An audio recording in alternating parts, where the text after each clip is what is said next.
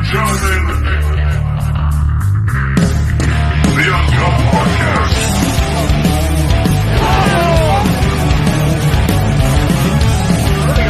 By Barry Horowitz, and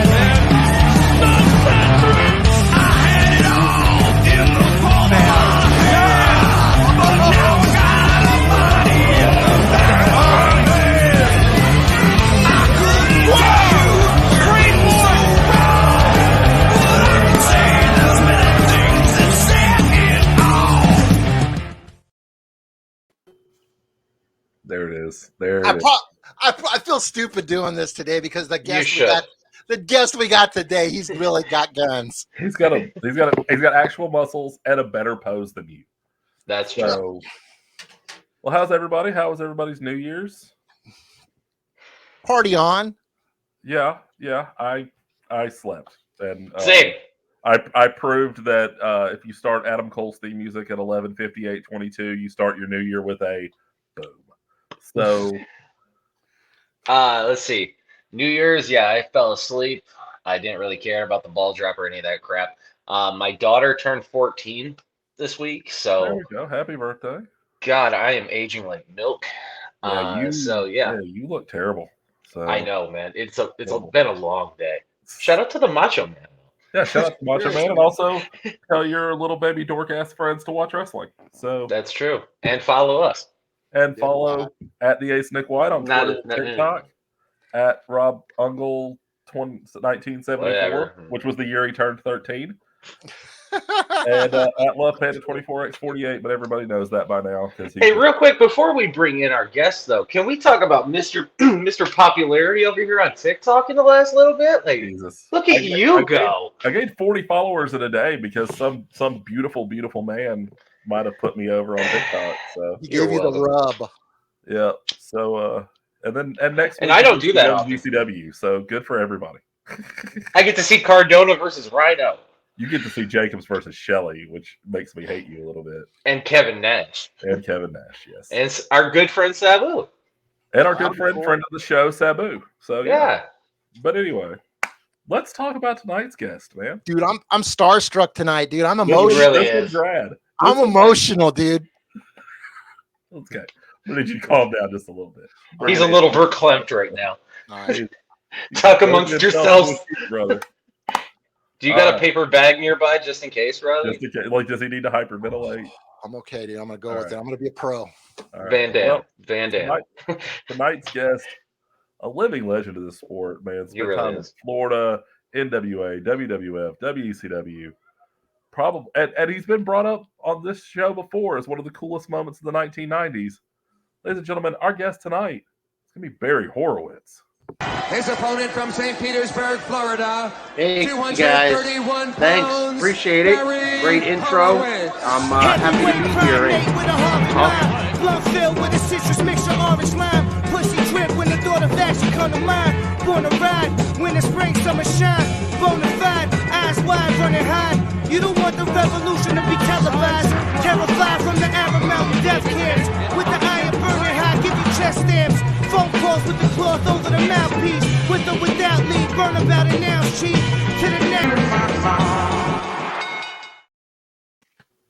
Not every day we get to hear Action Bronson on the show, man. That's true. Barry, how are you, sir? Hello. Great. Doing good. Big as a house, one bedroom today. God, he is ripped. He's more ripped than any of us. Jesus Christ. Yeah. I'm wearing a baggy shirt. I want to keep under wraps. I don't want the competition to know the real deal. That's They don't- fair. Keep it undercover, man. Don't give them all. Don't give it all to them. Yeah, it's an old bodybuilding joke and scam and shoot. Hey, once the ink dries and the check clears, who cares then? Exactly. Well, Barry, I'm going to start you out with the question we start everybody out with. What was the moment in your life where you knew you wanted to be a professional wrestler? Oh gosh, wow. I would say between 13 and 14 years old. Parents and I were moving into a new house where where I'm originally from, St. Petersburg, Florida. And you know how when you're moving in, you're waiting on the moving truck and you got things here and a lounge chair here because the couch isn't, and then you got to put the TV somewhere. So it's propped up on a box and flip on the thing. There's Channel 44 WTOG, home of Championship Wrestling from Florida by the iconic Gordon Soley. And here I see Thunderbolt Patterson against Mr. Clean. And I saw that match. That was it. I said, that's what I'm going to do. Of course, a lot of people say that and they don't do it, or they go on to something else. It's just a pipe dream. But from that moment on, it was striving and just go, go, go. I mean, all gas, no brakes. So how did you go from being a fan on watching on TV and having this dream to actually facilitating training and getting into the business? Well, I figured in my mind, and it was just common sense, but I said, I got to start from the bottom. And first of all, weight training. Started that in my garage. Then I joined a gym when I was very young and was seeking to be taught as a professional wrestler. I'm sorry, before all that, amateur wrestled at a youth center in my hometown. Then from there, junior high, high school, excuse me, and then went to FSU for a year. I didn't do really good in college, but I did pick up sports nutrition. So, I mean, to this day, I'm a certified sports nutritionist. And it was something to fall back on. And that was when I just kept on pursuing professional wrestling. And back then, it was really hard. I mean, nobody's going to listen to you. You got to get trained. And I just kept on pursuing and pursuing. I finally, through a friend of a friend, met this entrepreneur. He's a multimillionaire in our hometown. And he's kind of a fan of wrestling, but mostly just knows business. But he knows a lot of people because he's a powerful person. And he found out through the know, because it's kind of one of these things, the Jewish clique. I'm Jewish, he's Jewish, he's going to help me out. Kind of like the world. There's only two kinds of people in this world: Jewish people and people that wish they were Jewish. Yeah. My last name's Miller, and I'll tell anybody it's Mueller. There you go. Very good. So anyway, he comes up to me with a piece of paper. It has Malenko's number on it, phone number, directions how to get to this place. I go to this obscure judo school, the home of a world champion judo practitioner. His name is Ed Malley. And this place was it was run down a little bit, and the room could probably hold maybe 50 people. I was in. There was maybe 10 guys there. There was Malenko and his sons. And I was taking bumps and backdrops and suplexes on 1-inch judo mats. I mean, if that don't toughen you up for 6 months, until we went to graduated to the Florida Mattress Factory, which was a condemned mattress factory, but they fit 2 rings in there, a 16-footer and a 20-footer. And that's where my foundation, if you will, of a house was built. I mean, 3 days a week, 3 hours a night for 18 months, never missed a workout, worked a part-time job, hit the weights. You'd go in there and warm up for an hour before you get in that ring. I mean, everything was taught in there to build a foundation of a professional wrestler. That kind of like they do it in Japan. And none of this, okay, we're going to do promos, or we're going to get color, we're going to do angles. No. I mean, once again, you're building a house. You start at the foundation, not at the 3rd bedroom or the attic. So what they did for me was my foundation. Next in line in this order and protocol is getting polished. How do you get polished? You got to travel and wrestle with a different guy every night. Listen, learn, drive with the veterans, keep your mouth shut, and utmost respect. It's not kissing ass. It's not afraid. It's called respect. And I mean, if you could get that done, and the work ethic and the accountability, and don't be a goofball and don't be a follower, you're gonna succeed your goal in anything in life that you do pertaining to any career that you pick: sports, business, entertainment, whatever. But I'm just using, because mine is professional wrestling. So that's how I took it. I almost took it like a shoot, but also didn't go that far, because if you're just thinking shoot, shoot, shoot, that's not good either. You got to kind of mix it up. Right. So you were wizened up to the business like pretty early on. I mean, you just walk in and you were wised up, or not really. When I had a clue a little bit, but I was just respectful, and then you just learn and listen, and you're kind of smartened up by that. And then you're talking. There's a lot of things besides grabbing a headlock and hitting the ropes. I mean, it's learning the ring. It is learning the moves and the professional moves. And if you come from an amateur background, that plays a good part instead of just chopping meat all day. And what do I mean by that? Clothesline, kick, poke in the eyes. I mean, that's not me as a wrestler. That's why I take my name seriously. It is, yeah, Barry Horowitz, but Mr. Technical, because that's what I'm about. I back it up. I think I do anyway. We would all agree with you. absolutely. So, looking throughout your career, and then especially now looking back at your career and going through those early times and all the travel and listening to the veterans, what would be the best piece of advice you wish you could have given yourself back then? I don't know. I mean, I thought, I thought I did everything. I think I was doing everything right. I mean, could have maybe some better choices or whatever, but nothing that caused me to be erratic or blackballed or known for being a goof up. So I think I was. I think between my accountability, my mindset, my thinking, watching a lot of film, watching a lot of matches, a passion for it, 24/7. I mean, this is what I was doing. I mean, I was my first professional match 21 years old. Mm-hmm. So it was just, it's not how you start, it's how you finish, and dream big and real big. Well, speaking of your first match there, who was your first match about or with? And can you talk about any of those jitters or anything like that you had that night? I mean, I would say, if I'm not mistaken, my first professional match, I was probably 20, and it was at a independent show run by Malenko in Wauchula, Florida, Civic Center, and I wrestled. Then his name was Frank Martinez, aka Dr. Death, and I was a little bit nervous, but I don't know. Through all those months of training and listening to Malenko and to his sons and Karl Gotch and Karl von Stronheim and other guest wrestlers he had in, I think my confidence was pretty good. I really do. I mean, I still was 20 years old, but I don't consider myself, I don't think I was a punk or anything. I think I was a studious student. All right. So as you made your travels throughout the sport, in different territories and whatnot, who are your favorite people to work with or to travel with, even that you felt like you learned from through the years?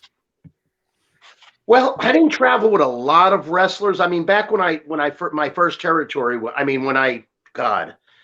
when I actually went from the Indies to the WWF, when I worked for Vince Sr., and I was just doing TVs for a year, but he set up North Carolina for me, Crockett Promotions.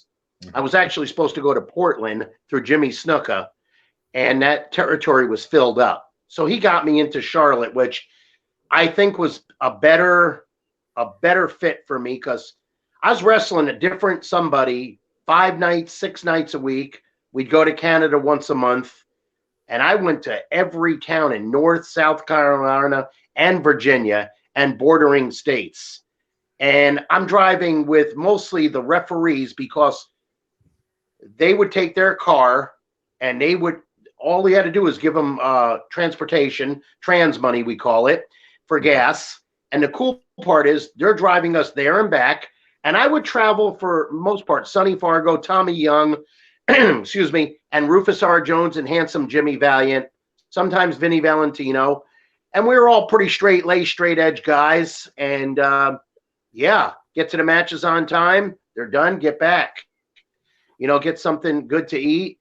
And, yeah, that was it. So and then the course went by. I was traveling with Steamboat and Youngblood, Mike Rotundo. Again, listening, absorbing everything. Made some good trips with Johnny Weaver and Greg the Hammer Valentine, and I'm sorry, and also Piper and Flair and Orton Jr., Wahoo McDaniels. There was a plethora of wrestlers there, and Mace, like I said, mostly just listen, especially when you're in a car or in the locker room.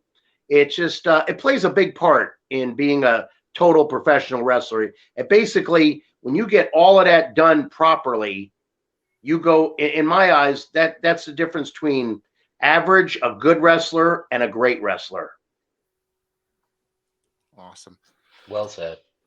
Let's talk about managers. You had a couple of managers during that time period. You had Sir Oliver Humperdinck, and you also got to work with the great Paul Moody. Can you give us some thoughts on Paul Bearer and what it was like working with him and things you might have learned from him in the business? Yeah, basically, Percy Pringle was my manager in Florida, and he calmed my nerves down and was good, helped me with promos, him and Gordon Soley. So that was really nice. And then Sir Oliver Humperdinck, ultimate professional. Of course, Paulie Dangerously, Downtown Bruno. So these were all all good managers. And by that time, it was just mostly I got refined from my first couple of managers, just learning different things about your promos and whatnot. As far as the wrestling and stuff they never interfered with that because I'm the wrestler, they're the manager. I mean, that's a shoot. So, yeah, it worked out well.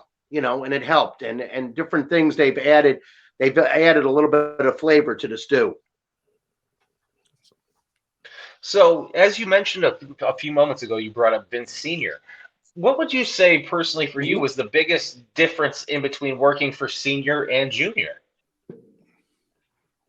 Well, I only knew Vince Sr. for a year, and I would only see him at TVs, so that would be once a month. And he did show up just like Vince does to this day, Junior, at Madison Square Garden. Always. That's like the mother church.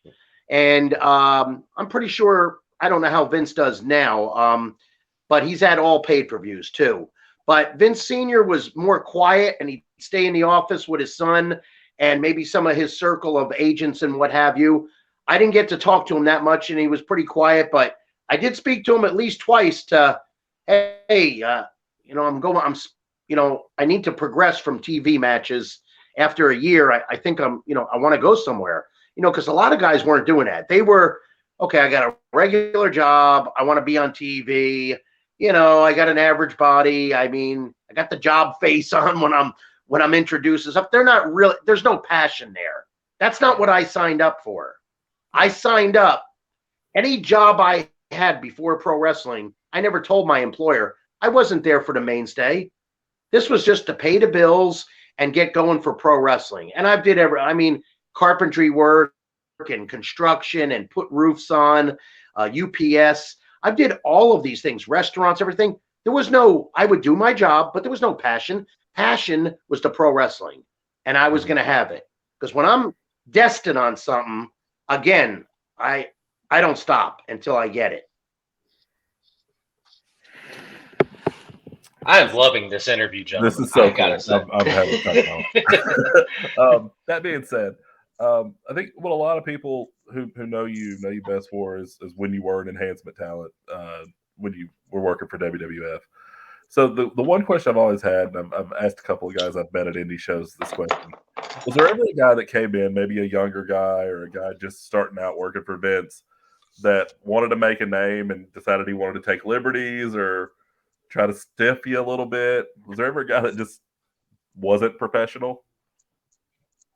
No, I have ran into something like that. Few and far in between. I mean, I could probably count them on my hand with a few fingers left over, but nothing really of that sort. If they did with their mouth, I mean, first of all, they're a mark when they're saying stupid things, and they're disrespectful.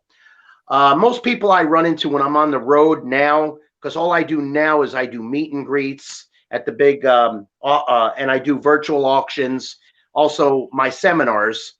I normally do mental and physical seminars for at least 3 hours.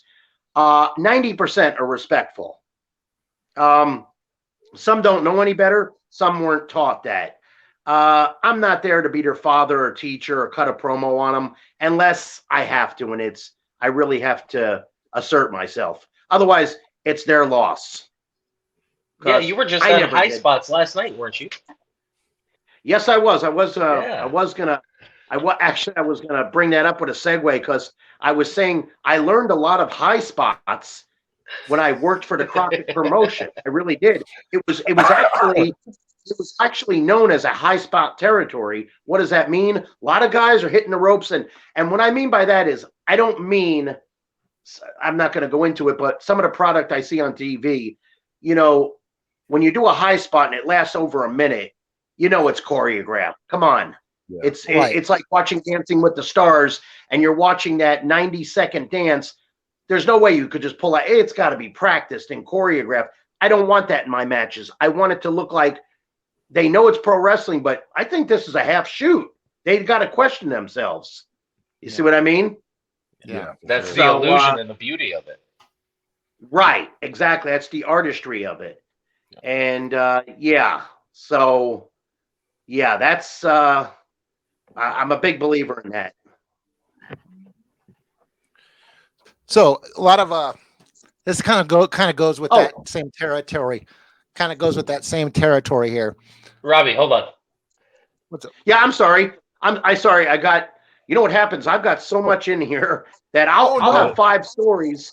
And what I didn't finish was, you were right about the high spots. What I was alluding to was, yes, I was at high spots. They're virtual, and I did this big interview with. I don't know if you guys are familiar with Chris Hero. Yeah. Oh yeah, definitely. Yeah, he's really never met the guy. Awesome interviewer. You talk about a historian and doing his research. We did a 3-hour nonstop interview. 3 hours.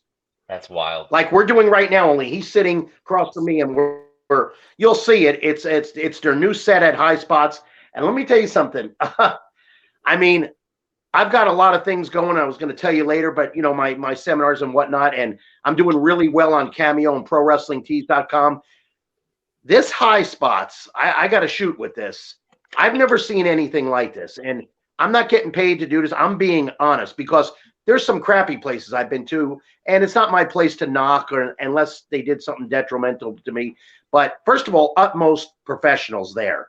But when you go in that building, I've never seen anything to do with professional wrestling: ring ropes, boots, shoelaces, trunks, the ring, the figures, action figure, anything.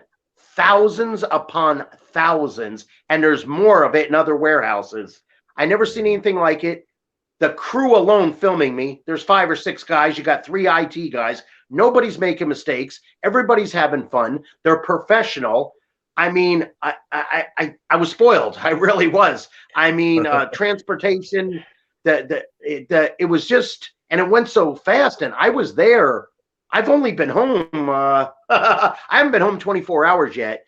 I mean, I was flown in and out of North Carolina, and I used to live there for 2 years. So that's why, again, back to Crockett, why I was there and working the territory. But this High Spots, I mean, even the name is cool, but they, I never seen anything, a show. I mean, this is a corporation. This isn't just, okay, we're selling boots and we're running shows. It's way beyond that. Let's put it this way. They are, let me think of something, the Mall of America, the super Walmart of pro wrestling, if you will. I'm serious. Yeah, they have and everything. Everybody in there, unless they're putting on an act, they deserve an Oscar, were treating me respect and professional, much more than when I went on these indie shows that some of these guys think they're students. With the lack of disrespect, they just don't know any better. But these guys, spot on with everything they do. Incredible. Never seen anything like it. I can't wait to go back. So I just want to plug them and also really tell you about the experience if you've ever heard about them or ever been to their facility. it's next level without a doubt. I actually follow them on Instagram, and that's how I actually saw that you were on that last night. Was seeing that, Yeah. I was just like, oh wait, Barry's on there, and he's gonna be on with us tomorrow. Yeah, that's cool, huh? Yeah, And friend of the show, JD Drake, really used cool. to make gear for them. And Yep. 15 years ago, when I broke into the Indies, I bought my first set of gear from High Spot. So, Yep. I think that's how long they've been around, actually. I think it's been 15 years. I did 2 shoot interviews for them, and this was a long time ago. They weren't nowhere what they are now. I mean, I'm telling you, where I did the virtual and the interview with Chris Hero, it is something like you would see a TV set. The way that the desk is and everything, and then they block off the side. So when you see it on film or on the internet or on TV, whatever, it's just like watching it's just like watching the NFL today or anything like that. Their lighting, their cameramen, everything is first class. And that's why they're doing well. And they deserve it. They work their ass off. So I give them that too. Yeah.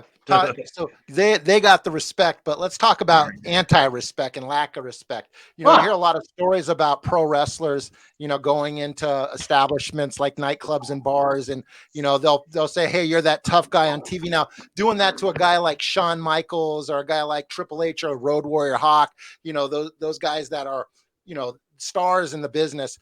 Did you encounter any disrespect from fans saying, "Hey, you're like that jobber on TV"? Oh, I've gotten that verbally. I verbally cut a promo on them in many grocery stores back in the day when they were disrespectful, you know, 20 years ago, 15 years ago. It's a different story now. They're actually respectful and praising you. You don't get too many people like that. I've never been, I may have been challenged, something like that nature. I took care of it in my own way, but nothing to speak of. Like the encounters of Road Warrior Hawk or the great and famous Haku, which that's a bad mistake doing anything with him. Oh yeah, it is. So did you go out? Did you go out a lot? Did you go out a lot with the guys and party after the shows? No, never. I'm not a huge fan of alcohol. I'm not into that. My biggest thing was, you got to understand, when I was in those matches, most of the time I was on first, second, third.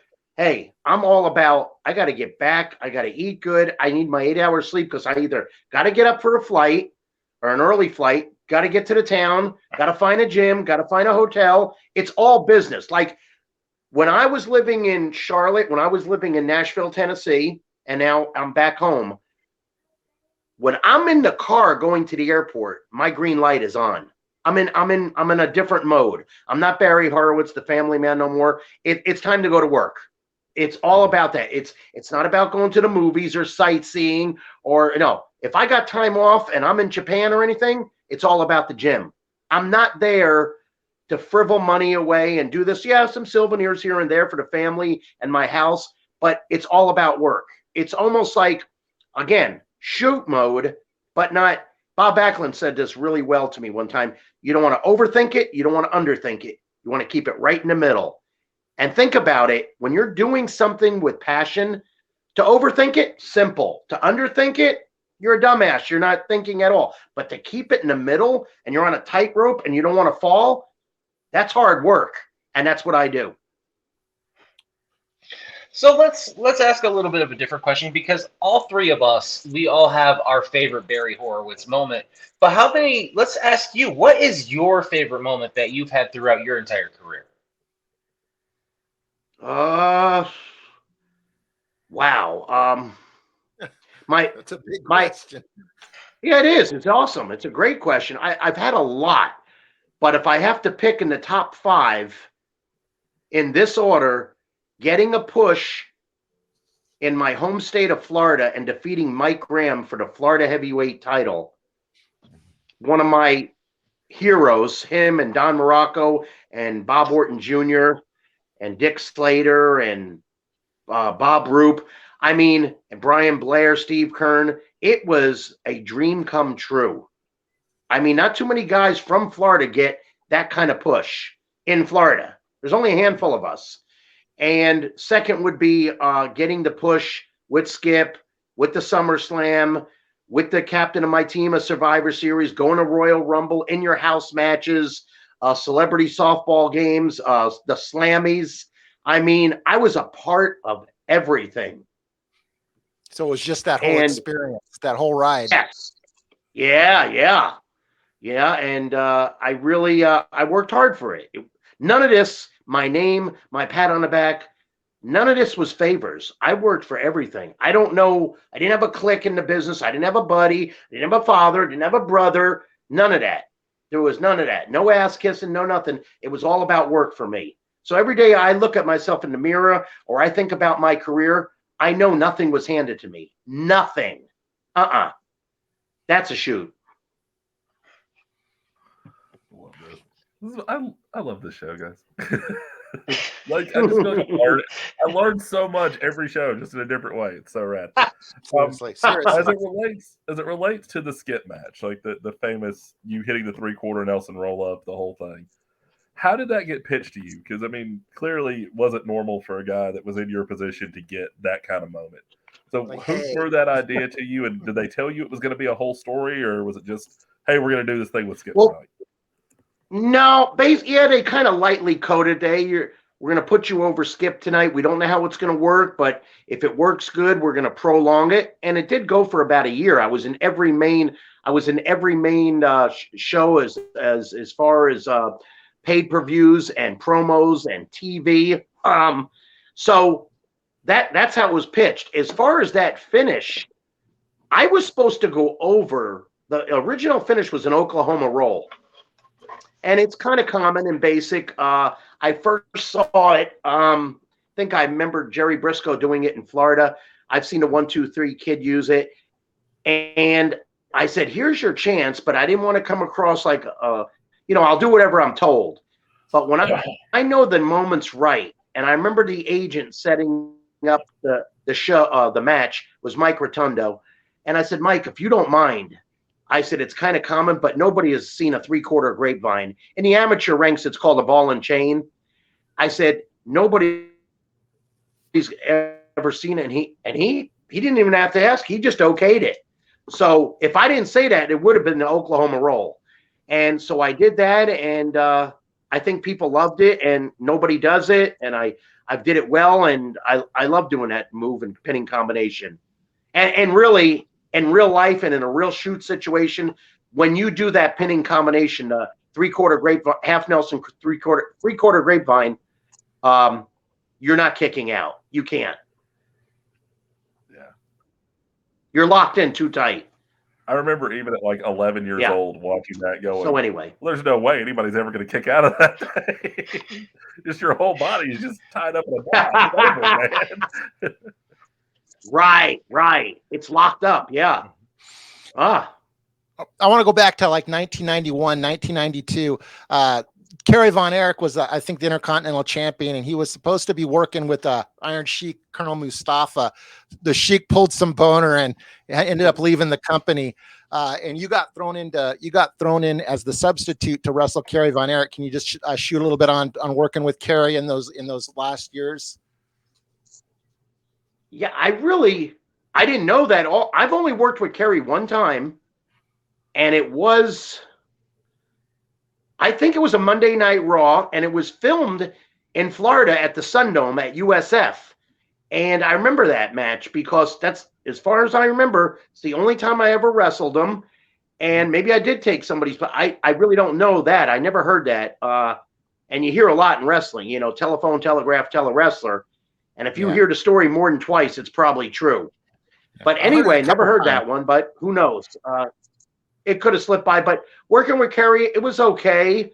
It was just, it was okay. I mean, I'm not a complacent wrestler. So what I'm multifaceted. So I could pull off a match with Kerry or Undertaker or Van Vader or any of these Stan Hansen, whatever. But then the next night I can go out with Owen Hart and pull off a technical match in 20 minutes. That's how you know you're the complete worker. Yeah. So let's There's talk a about difference. some of those So, wrestlers right there. So if we were going to talk sure. about some of your best, your easiest workers, or the easiest people you had to work with, where it was just a breeze to go through the match, and then some of the more challenging people that it was to have a match with, who would be those for you? Oh, okay. Well, the plus side, not in this order, but of course, Owen Hart, Skip, all the Armstrongs, Tommy Wildfire Rich, Tom Zink, Brian Pillman, The Z-Man. Reno, Z-Man, Reno Riggins, wow, all the Hart brothers, of course, Brett. Well, I'm trying to think. My God, there's so many, much more. Brady Boone. Wow. I'm just trying to think of all the guys that I had, not pulling teeth matches. It was a pleasure. It was a night off, basically. Yeah. He was real young in GWF. How about Jerry Lynn? Jerry Lynn. Oh yeah, definitely in my wheelhouse. Sam Houston. Most of the guys in GWF were all in my wheelhouse. I mean, again, if I go with somebody like The Undertaker or Kevin Nash, I just do a different side of Barry Horowitz. It's not going to be your technical side. I'm going to try to fit it in and whatnot, but it keeps me on my toes also. Do I prefer it? No, I prefer doing 20 or 30 minutes with Owen Hart or Chris Candido. Miss them both. Yeah, Who sucked to work with? That was the second part. yeah. More challenging to We're work pulling with. teeth, guys. More challenging. Barry, Barry. We need the. Who sucked to you? Let me think. Yeah, as far as I'm trying to think. Yeah, I wasn't a fan of working with Vader or Stan Hansen. Understandably on both. What's that? Understandably on both. Yeah. Yeah. Just not a fan of Chris Adams. I don't know. There was more good guys I worked with than guys I didn't like to work with. Just clumsy. Probably the top of the list is I'll call him face paint and shakes the top rope, runs to the ring. I think I know There who that is. Oh yeah. That was the one I was waiting for. Yeah, Not a fan, huh? I earned my money for that because I was definitely a star maker that night, and definitely pulling a lot of teeth, a grudge, a stiff, incoherent, basically a ship without a rudder. That's perfectly put. Yeah. That seems to be the consensus. Yeah, not my cup of tea. But again, I'm a professional, and I do my, like Bill Belichick says, do your job. That's what I would do. I wasn't a big fan of it, and I wasn't a big fan of his as he got the big push and his head got bigger, and he became very belligerent, know-it-all, kind of just disrespectful. There was so many things, words I could use for his personality. Loud, abusive. Was it just that he had the look and that he was going to put butts in seats and sell merch? Basically, he was there at the right time in the right place. And for that year, yes. Otherwise, and the charisma and whatnot. And then the head got bigger, and then the demands and not wanting to put people over, holding people up for money. I mean, in my eyes, if you kept Mega Man Tom McGee and worked with him, he could have been a bigger star. I think Batista was a much bigger star. I think he looked better. At least a man could drop kick, arm drag, and look where he's at now. So he's doing well. But in his top of his game, he looked pretty darn good. Phenomenal. Sure. I don't know how much of today's product you watch, but are there any guys that you see these days that you think could have survived or even thrived in the 80s and early 90s? Oh, I don't know. Some of them did, and then some of them, I don't know. Some of them may have gotten let loose or let go or fired. I don't know if they could put up with that pace. Not sure because there was a lot of house shows and a lot of TV. TV's all day, and then you got house shows. I mean, sometimes I'm gone a couple of weeks, a couple of months.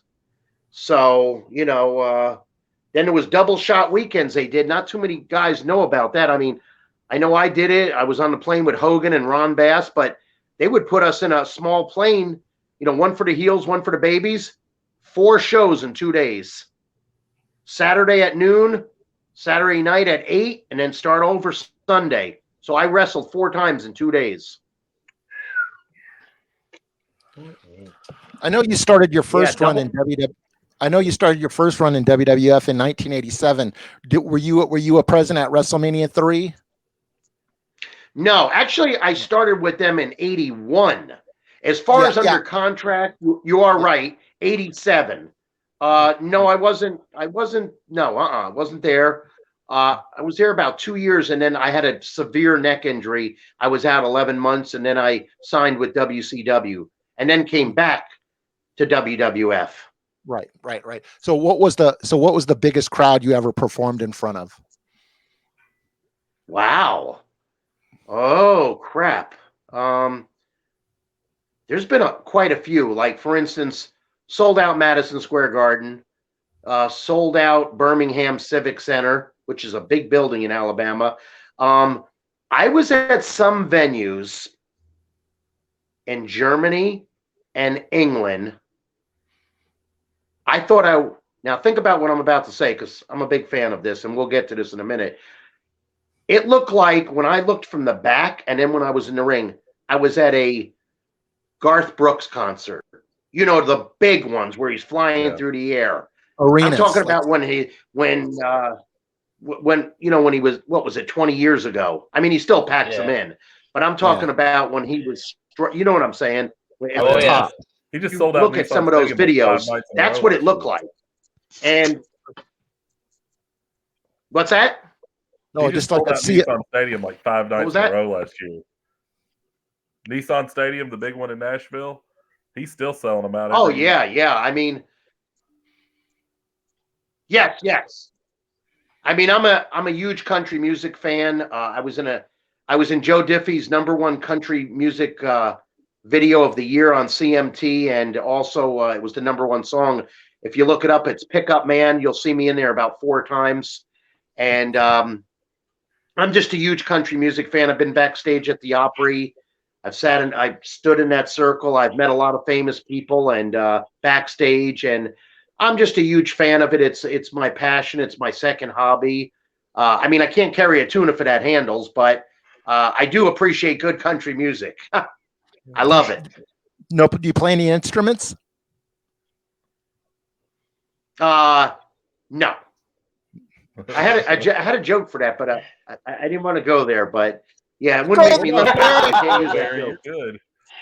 We've been on our best behavior tonight, but trust me, this ain't the one. This ain't the one where you got to behave. Yeah, right. Yeah. I don't want people to get the wrong impression of me. Go full hill. Go full hill, Barry. Go full hill. This is the night. I can't. Barry Horowitz swerves the world on the Uncutt podcast. Yeah. So do you happen to have any... Go ahead. I will say... Oh, yeah, sorry. I will say I do know people that play other instruments and stuff. I don't play that, so I can't play instruments. I think I know a few people that play the skin flute. There it is! That's the one. I'll have no part of that. I'll have no part of that. No part of that at all. Yeah. This just became great. This is my favorite night right now. We got Barry make a skin flute joke. So last episode, guys, I can't top it now. Yeah, we're done now after this one. Do you happen to have any great stories about the late great Gorilla Monsoon or Bobby Heenan? Well, Bobby Heenan always treated me. You could feel respect if it's a work or a shoot. I know it was for real with Bobby. Just always treated me really nice, and I guess he liked me. The joke was he loved that I had BH on the boots. He says, you know what that means? And I'm going, yeah. I'm Barry Horowitz. You're Bobby Heenan. He says, no, that means big hard on. I said, oh, okay, thanks. Thanks for telling me. Thanks for telling me. But he was he's just always really nice to me. And as far as Gorilla Monsoon, I got his respect. First of all, he was a great amateur wrestler at Ithaca College in Ithaca, New York. I've actually wrestled in that area, and I think at that building and his college. But I think, he knew I was an amateur wrestler. I knew he did very well, but he knew I wasn't a goof up, and I worked hard. And I'm at that gorilla position, and there is times, when he says go, you go. If you go a second later, you're getting yelled at. And it's nothing personal, it's business. But always said hello to me, and I could feel the respect. There was few and far words, but I could just feel it, and I was one of the few that got to call him Gino. Everybody else had to call him Gorilla Monsoon or Sir or whatever. There was only a handful of people that were allowed to say Gino, just like I was allowed to call Andre the Giant Boss, which was another nickname for him. And he was the same type of person also, just very quiet, and he didn't like guys that couldn't work hard or prima donnas or goofballs or face paint and shake top rope. He didn't like stuff like that. Just raises up his right hand, and that's all it takes. I love that. That's all it takes. Because if you don't believe me, some of these people you can't ask. I'm sorry that they're not here, but raising the right hand. I'm sure you could, if you could ask Macho Man or Bam Bam Bigelow or John Studd or let's see who else he beat up in the ring. Bundy. I don't remember, but what's that? Bundy. King Kong Bundy. Yeah. Oh, Bundy. I didn't know about Bundy. Oh. Didn't know about that. Yeah, I didn't know about that one. Wow. So I always like to ask this question to some of our more veteran guys that come on. What do you want people to remember about your career? When people talk about Barry Horowitz down the line, do you want them to remember that 90s section, or do you have a bigger legacy that you hope people remember? I just want them to remember that I worked hard and that I was more than just your average professional wrestler. I could mix it with holds, amateur submissions, and then I could do the entertainment thing too. I could work the crowd with my promos or certain things I did that were unorthodox that only pro wrestlers do, but I mixed it up. So basically, my work was like a big, a bowl of fruit with every different pieces of fruit, or a big salad with everything in it. I had a little bit of everything in there. I just wasn't the same old bowl of cereal. That's why you stood the test of time, man, for real. Yeah. That and taking care of myself and not living in the left lane, the rock star lane. So that's why I think I am here. I know I'm here. For sure. Well, Barry, we're going to go ahead, and this is last little section of the show, unless you guys got something else on your mind. No. Good. Well, yeah, I got a whole bunch, but we're going to have him back for a part 2. Always part 2. Got to do it. Yeah, that was just the surface, really. Yeah, we do tip of the iceberg on the first one. We're going to bring you back on the second one and knock everything else out. Definitely. That'll be the big blow-off match. We'll have a Texas death match. There we go. But so we'll go ahead and give you the full screen, man. Send your message to your fans, push your social medias, whatever you want to talk about, upcoming events. And okay, it's been an honor, my friend. Well, first of all, I want to thank you guys, and I do hope I do a part 2 and really enjoyed this. And I just love doing these podcasts and shows because for the last 2 years, I've been on a multiple ones. I mean, 1 or 2 repeats, but mostly new ones. And you're another new one, and I get to meet new people. My fans I like them because they respect me. I could feel it when I see them at the meet and greets. And it's really it's just a respect thing. I love that. And again, they support Cameo big time is like number one with me. And of course, Pro Wrestling Tees. And now High Spots is my new go-to. I mean, these people, they're incredible. Everything they do, I got to back them up. And I can't wait to go back with them too on the virtuals. And also they're at the meet and greets also. And wow. And everybody that's looking to book me for meet and greets and also seminars and, hands-on as far, like I said, mentally and physically. And the biggest thing before I end my career is to be a coach at a big-time organization. Hopefully, I would love to spread the word of how I was taught the Malenko way, which I think is the best. Am I being biased? Yes, but I mean, I think they're the best the way I was taught. And that's it. And like I said, and I got to give a shout out to my business partner because we run an auction, GTG, Good Times Guaranteed, every Wednesday, and it's live. And he's the king of credit, Richie Sorrentino. And his nickname for me is the king of Subway. If anybody knows me in the wrestling business, they know the joke about Subway. It's flattering. It's good. It's just the way I roll, the way I live. And that's about it. And as far as my merchandise, I sell the pint size, guys. If you, they're pretty cool. It's the pint size at the meet and greet. Those are awesome. I sign them right here. Yeah, I'm they're getting really one, cool. Barry. You gotta get them. Yeah, and then it's got a little bio in the back of me. I've also have stick pins.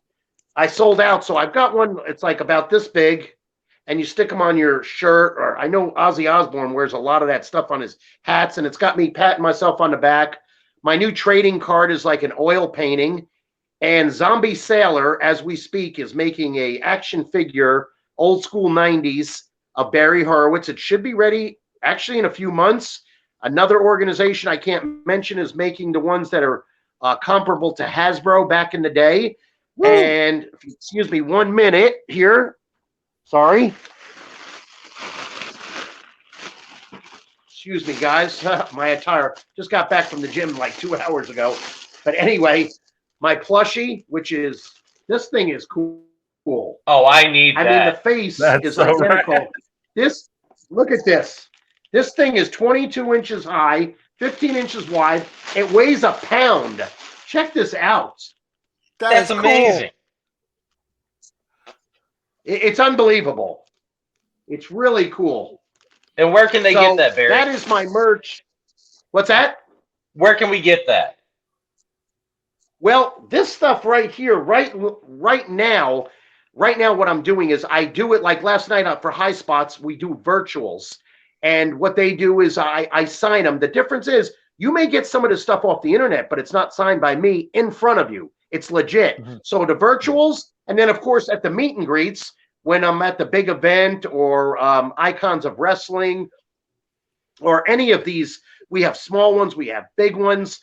They're all over mostly the Northeast and the Carolinas. I think Nashville is setting up one. Texas has one. And if you've ever been to one, they're normally like 10 in the morning or 11 in the morning till 3 or 4 in the afternoon. And I'm talking thousands of people. I mean it. And there's at least over 100 wrestlers there from every organization. And if you've ever been to one of these things, it's really cool. It's enlightening. It's fun. You're right there. You take your pictures with the phone. You do the meet and greet. And we take our time. I do anyway. I don't rush any of my fans. I'm, like I said, 99.9, so respectful. They'll bring up stories from 20 years ago to last year. So they're very supportive. And that's where you get most of my merch. I don't sell it off my Facebook, which my Facebook, you can check that out. Pictures of me. I'm at the gym or promoting something. That's pretty cool. And it keeps up with my career and travels. So there's so many places you could go to. And if you type in my name or Google my name, I didn't even notice until somebody told me. It goes everywhere. You just keep on clicking and it's going to – I never seen so much information on the internet, social media, because I'm not a big, huge fan of it because I don't have time. And but that's and I'm going to keep that merch about just like that. I like the action figures, the plushie, the stick pins, and then I love the pint size because they're different, because they're really cool. Yeah, And definitely. I like that. right? It's pretty cool. It's easy when you're at an event. You just grab it and that's it. It's nothing like majorly big or got to have a big shopping bag. So that's it. And I really appreciate you letting me promote my things and my Pleasure, man. everything. And yeah, I can't thank you enough. And I got to give you the double pat on the back. We'll give you one. I mean, you guys deserve it. Thank And you very much. Always Barry. remember, there's a lot of good and great wrestlers out there. I'm going to say, let's just go with great. I think there's a lot of great wrestlers out there. I may be misinforming you, but this is a shoot. There may be some great wrestlers out there, but Barry Horowitz wrestles great, and that's a fact. Yes, sir. That's a great way to end this, man. Thank you, Barry, dude. Articulate, dude. You're a beautiful, beautiful guy, dude. It was great talking to you. Thanks, dude. guys. But Can't Just wait being to have you myself, and back. oh yeah, I can't wait to come back, and I appreciate your time and your professionalism, and thanks for having me on here very much. I hope a lot of people are watching. Fans. Here's hoping, Barry. Well, thanks for being on, and we can't wait to have you back for part 2. We'll send you. Thank We'll you, send you guys. the link. We'll send you the link for this Oh show. yeah. Of course. Hey, before I go, I wanted to leave on this comical note for all of you. Please keep in touch with yourself and don't let your meatloaf or your hamburger stand. I'll take that to heart, sir. The great Barry Good. Horowitz. Yes. Thank you. Thank you, guys. Thank you, sir. Have a good night, sir. Well, What a wonderful show. that was awesome, man. We just spent an hour with Barry Horowitz. It's like every week we finish the interview, and I just have to like calm myself down a little bit. And next week will be no different. But before we talk about next week, I want to send a shout out to our fans that listen to the show. Yeah, seriously. Yeah, Our Ryan new, Huckabee, our new fans that we've gotten lately through Tyler our Throne, our TikToks new and everything. fans, the people that are now following me. Can I throw a shout out to a couple of my boys? Hot Rod Allen. Shout outs. Hot Rod Allen, Jason the Masterpiece, Terry, all of ATM. Yep. I love all you guys. Dark and Graves. Yeah, our favorite listener from Australia, Matt Applin. Yeah, Matt Applin from Oh. Australia. Oh, he's going to kick your ass. Why is What? he going to kick my ass, Matt? Oh, I plead the fifth. I just know No, he's going to wait, kick your hold ass. on. Is that not where he's from? I mean, I Where's guess he actually technically from, Matt? New Zealand. Speaking of New Zealand, Speaking of New Zealand, You mother. our guest next week also happens to be from New Zealand. how ironic, dude. That's what a Isn't that coincidence. strange how I spent all that time setting this joke up. You mother. Next week, Matt, I don't know if you're familiar with this guy. He's another veteran of the sport. I hate you so much. One Right half of one of my favorite tag teams of all time, the Sheepherders, and also a bushwhacker. Next week, Panda, our guest is going to be It's the Bushwhacker goddamn Luke. dude that licked my head. The dude that licked your head, Bushwhacker Luke, is on the show. We did it! I'm going to kill you guys off air. Yes, you are. Awesome. Thanks, everybody, for listening to the Season 2 premiere with Barry Horowitz. Next week, we're back with Bushwhacker Luke. We got a lot coming up this month, guys. I'm going to make sure I got to talk to my therapist before we have this. Yeah. Well, better be ready. Have some lithium on board. Matthew, at LovePanda24x48 on TikTok and Twitter and wherever else you find Matt Minnick. I'm the Ace Nick White. That's Robbie Cutthroat over there. We're 22 episodes in. I can't point the right direction. Left is right, right is left, Dad. Up is down. Some people go this way. Some people go that way. Some people go both ways. You never know. Ladies and gentlemen, this has been the Uncutt Podcast, and we'll see you next week with Bushwhacker Luke. It's gonna be I bad. hate you guys. Robbie, Yo, how many clicks, buddy? No goddamn kill clicks! and 2. That's 2 clicks. God damn it, I hate it every week, but we keep doing it.